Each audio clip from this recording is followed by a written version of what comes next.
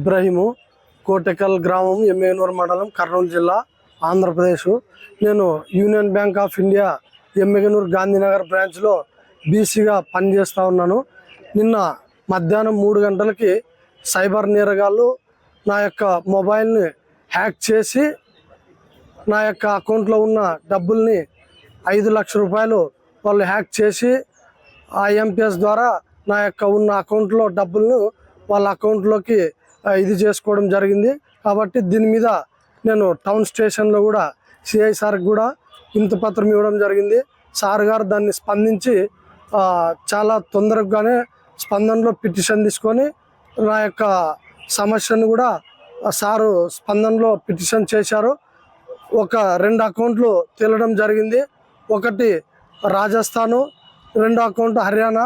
ఒక HDFC బ్యాంక్కి 1,94,000 రూపాయలు జమ అయ్యడం జరిగింది.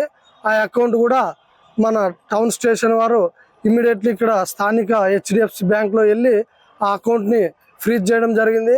ఆ అమౌంట్ కూడా ఫ్రీజ్ చేయడంతో పాటు అకౌంట్లో అట్లనే ఆయన అకౌంట్లో ఉండడం జరిగింది.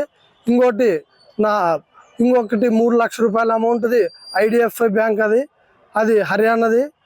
ఆ అమౌంట్ కూడా సార్ వాళ్ళు విచారణ చేసి మేము బ్రాంచ్ ఎమ్మెగనూరులో లేదు, కర్నూలులో ఉంది, దాన్ని పూర్తి విచారణ చేసి ఆ అకౌంట్ను కూడా ఫ్రీజ్ చేసి మీ యొక్క సొమ్మును కూడా రికవర్ చేస్తామని భరోసా ఇవ్వడం జరిగింది. కాబట్టి తక్షణమే నాకు జరిగిన తప్పుని వేరే బీసీలు కూడా జరగకుండా చూసుకోవాలని చెప్పి నేను కోరుతా ఉన్నాను. ఎందుకంటే ఈరోజు ప్రపంచంలో చాలా వేగంగా ఈరోజు సైబర్ నేరగాళ్ళు చేయడం జరుగుతూ ఉంది.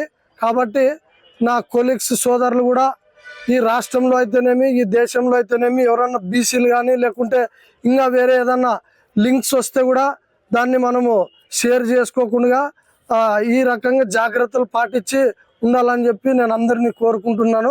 నాకు జరిగిన నష్టాన్ని వేరే వాళ్ళకి జరగకూడదని నేను కోరుకుంటున్నాను. అదేవిధంగా నాకు ఈ పోయిన 5 లక్షలు కూడా రికవరీ చేస్తారని నేను ప్రాధాయపడుతున్నాను. టౌన్ స్టేషన్ వారికి కానీ లేకుంటే సైబర్ క్రైమ్ బ్రాంచ్ వాళ్ళకి కూడా నేను విన్నవించుకుంటున్నాను. నా యొక్క పోయిన అమౌంట్ని త్వరితగతిన తమరు విచారణ చేపట్టి నాకు రావాల్సిన అమౌంట్ని నాకు వచ్చే విధంగా తమరు చేస్తారని చెప్పి నేను మీడియా ముఖంగా నేను తెలియజేసుకుంటున్నాను. For more videos like this, subscribe Big TV channel.